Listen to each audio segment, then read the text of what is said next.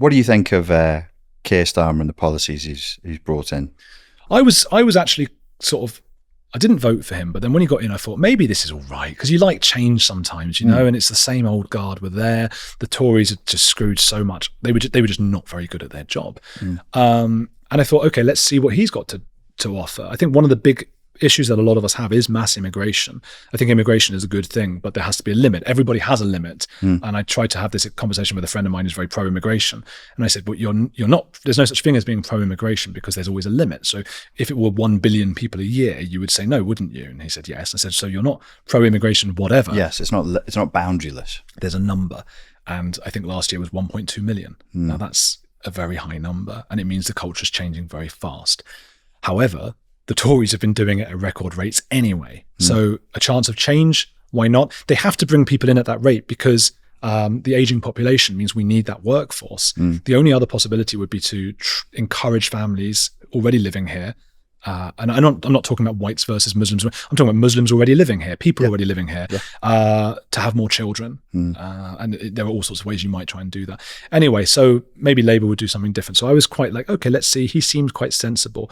And the last 2 weeks, I've totally flipped. I've been really surprised, and I think he has been the ultimate sort of, he lied a lot. I mean, he sung the praises of Margaret Thatcher for one. You don't have to be a fan of Margaret Thatcher. I don't really care either way, but he sung her praises. She was such a wonderful whatever, all this stuff. Got into power, got rid of her portrait. He said he couldn't bear to be in the room with her portrait. That's not just disliking her, that's hating her. And he said he loved her. So I started to look at him a little bit differently and go, oh, what's going on here? Why do you think he did that when he knows it's a matter of record? He might have thought it wouldn't get out. Or he's in now. It's too late. He's now appealing to his fellow leftists.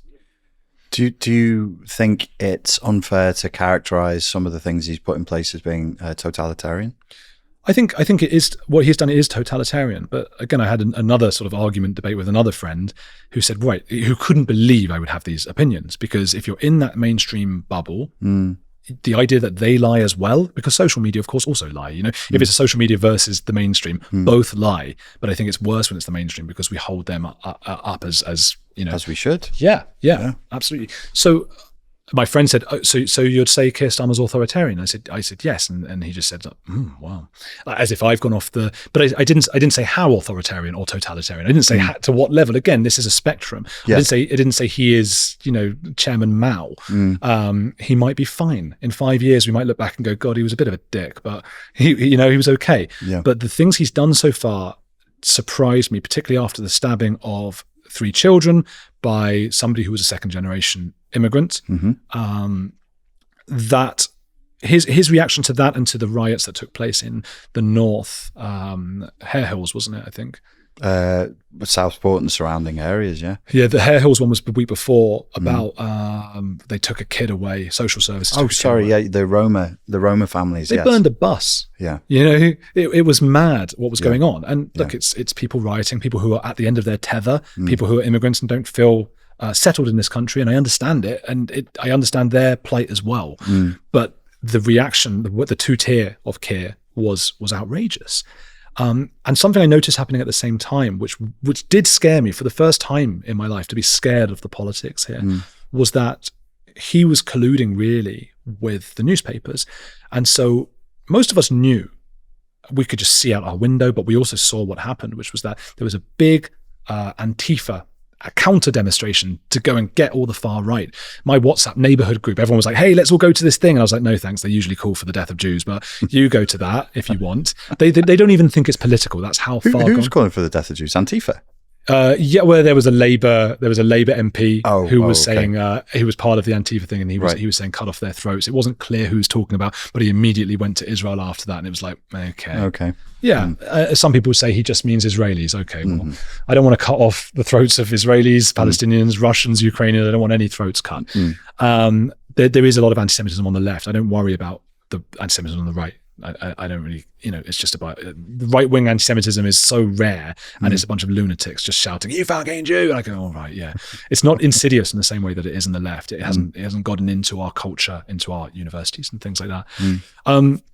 But it became immediately clear, like there were no far-right demonstrations. There were just none. There was rioting, but people called far-right. We don't know if they were or weren't. They were very angry about the stabbing. I think they're working class people who were kicking off, and sometimes they were just idiots who were some of them were idiots taking advantage of the situation. Some awful people. Some, there were decent and indecent people in every ideology. Do you think Keir Starmer has contempt for white working class people? Yeah.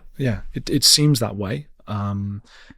It was bizarre how hard he came down on them, white working class people, and not on both sides, especially when the Antifa left side is it's not just larger, it's hundreds of thousands of people, many of whom again are just people, but many of whom hold quite extreme views, and he didn't seem bothered by that. So I started looking at that and going, okay, what's going on here? Why am I watching the news? And the news is all about the far right riots, but all the people I know who went to the far left ones were going, yeah, it was great, we went out, there were no one from the far right was even there, and it turned out there wasn't any far right protest. So what's going on? Are we being lied to? And I don't usually like that kind of path because it sounds conspiratorial, and I don't like conspiracies and things. I don't believe in that. But what's going on here? And then I checked the Guardian, the left-wing newspaper, and the Daily Mail, the right-wing newspaper, and both of them came down really hard on the same side. So I'm going, why are they together? That's a scary thing when the government and both sides of the press are all colluding together. That's unusual about something that is palpably untrue. And then I started looking at the stats, right? And you can see that 30% of news is now consumed on social media. When I was at The Sun for a year, I didn't mention that earlier, but when I was like 21, every conversation was about, oh, how are we going to do better than all the others online? They're all taking our figures and our numbers. So I know for a fact that every conversation at the Daily Mail, the Guardian, the Sun, all these newspapers will be, how do we stop social media from stealing all of our customers? That is a fact that they will be very worried about that.